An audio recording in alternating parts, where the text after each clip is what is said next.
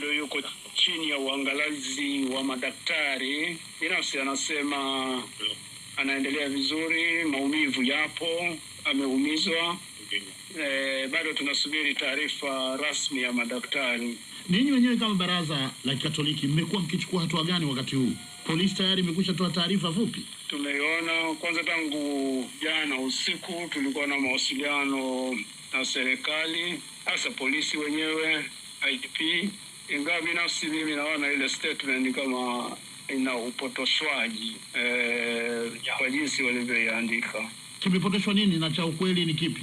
Padre alikuwa kwenye makazi yake ya Kanisa Katoliki, makao makuu ya Baraza la Maaskofu pale Kurasini, Dar es Salaam, lakini wao polisi walivyoandika pale wameandika kwamba padre alikuwa anapata kinywaji kuanzia saa 1 sijui mpaka saa 4 usiku. Picha ambayo ya haraka mtu anayopata ni kama mtu huyu alikuwa baa na huyu mtu atakuwa amevamiwa labda na walevi. Sisi hiyo tunaikanusha. Kwanza kwenye Baraza la Maaskofu hakuna baa. Yale ni makazi, na mahali alipokuwa anafanya kazi ni sehemu yake ya kawaida baada ya shughuli za ofisi, ambapo anakaa kila mara kufanya shughuli zake. Kwa hiyo kwa upande fulani ni kama sehemu yake ya kufanyia kazi. Sisi tegemea pia chombo cha usalama kitoe statement kama ile kwa umma, kueleza ambacho watu wanategemea kwamba ieleze kitu cha ufasaha cha ukweli, ambapo kila mtu anategemea kuanzia tu pale mwanzoni. Si inawezekana kwamba Padre Kitima alikuwa akipata kinywaji inaweza kuwa juice, maji pale ndani katika Baraza la Maaskofu?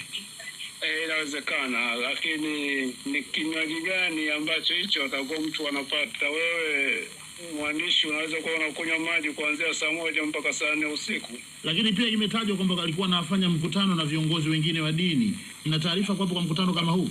Hiyo taarifa ipo, na viongozi wa dini mbalimbali waliohudhuria huo mkutano wapo, wengine bado wako kwenye eneo la baraza hawajaondoka, na baadhi yao ndio walioenda hospitali asubuhi kwenda kumwangalia. Hao viongozi wa dini ukimjumuisha Padre Kitima walikuwa na mkutano wenye ajenda zipi? Nafikiri ni mambo ya uchaguzi. Uchaguzi huu wa mwaka 2010 kwa Tanzania. Agenda ilitolewa. Mimi sina ile email, nina copy ya email. Kama hali ya siasa nchi yetu, title yake ipo ya. Polisi wanasema wanamshikilia mtu mmoja. Huyu ni sehemu ya watendaji wa Baraza la Maaskofu au ni mtu asiyefahamika? Binafsi mimi simfahamu, lakini kusema ni mtendaji, hatuna mtendaji kama huyo aliyetajwa.